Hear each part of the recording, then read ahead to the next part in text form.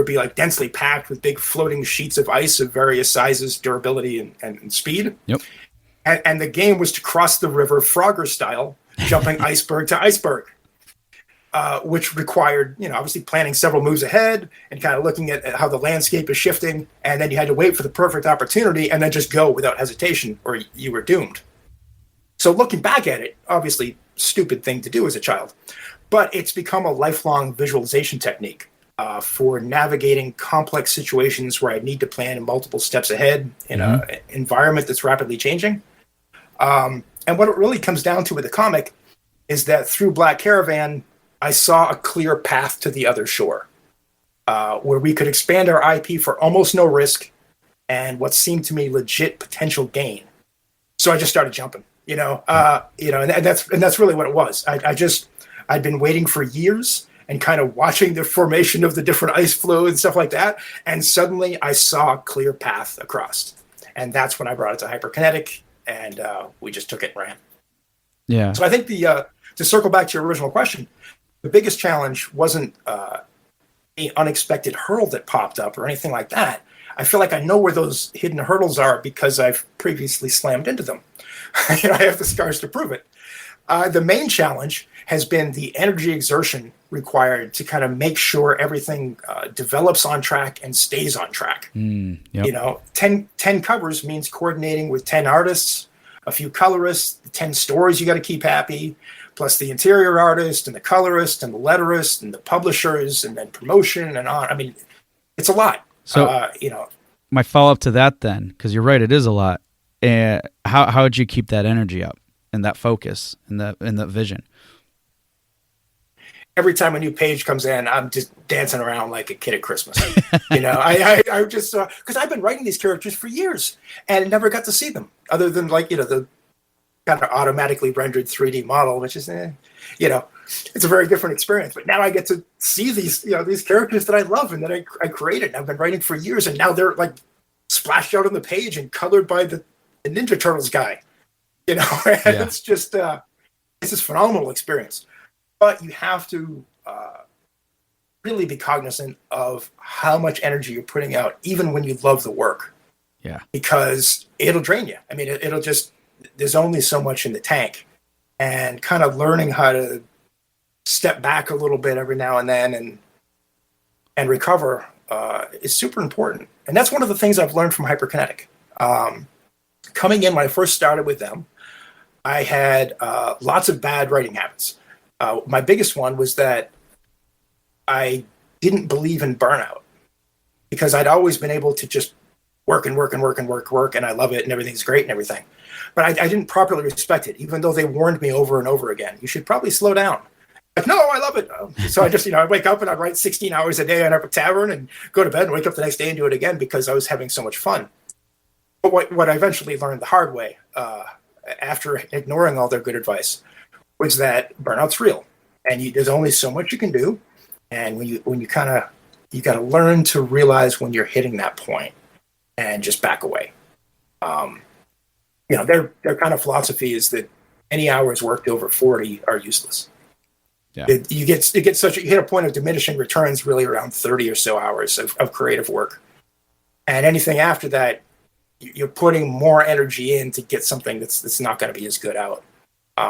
So they've been really good about and Tomo Moriwaki, who's one of the co-founders of HyperKinetic, in particular, has been my mentor on this issue of getting me to slow down and take a break every now and then and relax, and not everything has to be a sprint. This is a long game, and we're going to be doing this for years. Just, so that's been really helpful because my instinct was to sprint and crash. And what I've learned over the years is that you can cover a lot more ground at a steady jog than by sprinting and crashing repeatedly. Yeah. No, perfectly said. And I love that you share that too, because I think in general, when we all think about burnout, it could potentially come down to just crunching environments and stuff. But beyond that, in your case, it was burnout from energy exhaustion. It's like you always have all this energy and everything, and then it gets to a point where you crash, like you said. And even if you have that flow of energy and stuff, like just make sure like every person knows themselves, right? To an extent where doing that self-evaluation, be like, okay, could you put in a little bit extra effort? Oh, of course, you could probably always do it. But is it going to, pay you forward? Is it going to make what you're doing great? Well, and if you get that loss on return or whatever, just because you're putting that much more, you're not helping your project, you're not helping yourself. So I'm glad that you shared that, because I think sometimes we get carried away and we're so excited about something, and then it hits us and we would but we would have never expected that. I mean, that's essentially what happened to you. It sounds like I would never expect that. That's just how I am. And then, yeah, I mean, I've gone through a couple of those with Epic Tavern, where I just kind of hit a crash after like the, sprinting for months and months and months, where I just had like a month where I couldn't write for shit. Where just, just the stuff wasn't working because I had just expended so much energy that I would have to shift for a few weeks into design work, which I could still do when tired. Yeah. And kind of get away from a little bit more of the creative stuff and just let those tanks re-energize a little bit. Awesome. Now, last lesson learned, and it's more of like just your overall thoughts about this. Now, while having resources and experience helps in executing these types of projects, what would you suggest for anyone that's, looking to tackle a strategy and a project of this magnitude or something similar to this? Bring in someone who's done it before. That's the big thing, particularly if you're doing a comic. Someone who has finished and shipped a comic and who knows the market, which are actually two very different things. There are lots of people who can make a good comic but don't know anything about selling them. If you try to just kind of instinct your way through making a comic, it can go all kinds of wrong. There's so many moving pieces and there's so many little things that if any one of them goes off, it just feels a little wrong when you look at the page. There's so many moving pieces.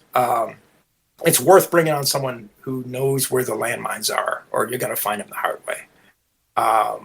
Or, if you have a budget, just call HyperKinetic and they'd probably farm me out to do it for you. And the other thing is that comic art is a visual storytelling language all its own. The fact that someone is an amazing 2D artist doesn't at all ensure that they'll be able to draw a decent comic. Their sequential art is a highly specialized skill. It's not something that you're probably going to execute well on the first try. So it's worth bringing people in who know what they're doing. And then the other thing is that unless you're creating a comic purely as a promotional item that's going to like ship with your game or something like that, you want to have distribution nailed down in advance. Self-distributing a comic is a full-time job. I've done it. It's awful. You don't want that. That's not a thing you want to be doing, especially as a game dev, because it will consume your whole life and give you almost nothing back in return. So leave the distribution to a company that knows how to move comics and get you on shelves, and you'll be much better off for it. And the advantage that comes with that is that if you're adapting a game that has an established player base or something that's expected to launch and have a base where you can bring your own audience with you, that certainly helps you in pitching to a publisher. The fact that we were a game adaptation, made this a no-brainer decision for Scout. Because, we weren't building our audience from scratch. We could kind of bring a little bit of juice with us. Nice. Yeah. And again, I think that holds really true is if you're looking to do anything to that, to this level, definitely you got to look at people who have done it before, have that experience and everything. I mean, let's put it in a very simple term, like even with like companies as big as Google, why do you think they buy out all these other little companies? Do you think Google can probably spend the time and resources to develop what these companies are doing? Probably. Do they want to? No, because they don't have to. Exactly. It's would be far more efficient to buy them out and then do their own thing as they see fit to it, compared to starting from scratch. Like, do they have the manpower, energy? They have everything that they need to do it, but they don't, because it's not effective. It kills time, and time is very valuable in those cases, especially when making those types of moves. But anyways, that was a simple. If you could let somebody else kind of do all the kind of groundwork and iteration and failing at the ground level and concept level and stuff, and then just swoop in and grab the results that worked well. I mean, that's obviously a pretty good model. Yeah, exactly. All right. Well, as we close, first I would love for you to share, I don't know, like your, because we discussed a lot here. There's a lot of good takeaways. Yes. What would your, let's say, top 3 suggestions or tips be for any indie devs, looking to maybe do something to this level or even something similar? Sure. Okay. 3. So, I mean, obviously every situation is different. So these are just 3 things that kind of work for me. 1, keep an eye out for low risk opportunities to expand your IP in unorthodox ways. I think that's super, super, super important. You could almost put that as number 1, 2, and 3. It's a very important thing. Keeping your eyes open for unexpected opportunities is a good habit to get into. 2, be conscious of outside connections and seemingly unrelated skills that members of your team may possess. There might be opportunity space there. Yep. If HyperKinetic had not paid attention to the fact that I made comics, and that was just something they said, well, that's not games, and they just never paid attention to it at all, we wouldn't have a comic adaptation right now. It's because they were open to an opportunity space and interested in what the other skills of the people on their team have. And then 3, if you're heading into a new potential minefield, it's always worth bringing a guide. Yep. Awesome. I couldn't think of 3 better ones there. And definitely in line with everything that we were talking about today. So thank you. Well, Shawn, this has been absolutely amazing. Again, I can't say how much I was expecting a lot, but it still was way more than I anticipated. But before we go, which is amazing, but before we go, please share with people about just where they can find out where to get Epic Tavern, what they can do to pick up the comic, which again, the title of is Epic Tavern Tales of the Fantastical Crimes Unit, or FCU. And if there's a way people can connect with you, any information you can share where people can learn more about the game, the comic, and how to reach out. Sure. We have set up a fan page on Facebook for Tales from the Fantastical Crimes Unit. You can search us there. We post detailed character profiles, lots of info on the series. We also have 7 more covers we're going to be revealing in the next week or so, including one that Scott Koblish of Deadpool did for us. Oh, sweet. Nice. Oh, it's so good. It's beautiful. I love it so much. The best way to reach us directly at HyperKinetic is through Epic Tavern's Discord channel. If you just do a Google search for Epic Tavern Discord, that'll bring you there. We host dev chats on Discord every Tuesday and Thursday, as well as Twitch streams on Monday, Wednesday, and Friday. Discord is also what we use for internal communication at HyperKinetic, so we're always on. I'm at my desk with Discord open 16 hours a day. So it is a very easy way to interact with us. And we have a lot of game devs who hang out in our Discord channel and come to us with questions, and we always love talking game dev. Oh, sweet. And then personally, you can find me on Twitter as the Shawn French. Okay, sweet. And then also for Epic Tavern, that's currently available on Steam. Is it releasing soon?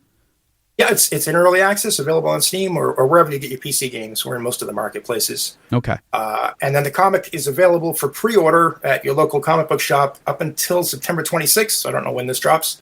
You hear this after September 26th. You can still reach out to your stores and they can track down copies through Scout. Yep. Yeah, and as I mentioned, I already did. And and here's the thing, everyone. The person, so the owner of the local comics bookstore I sent it out. I try to provide them with some comics too. I was like, hey, it's actually based off of a game and stuff. And his simple response was, well, just from what I can tell, just from seeing through the interface that he ordered it from, he goes, it looks really sick.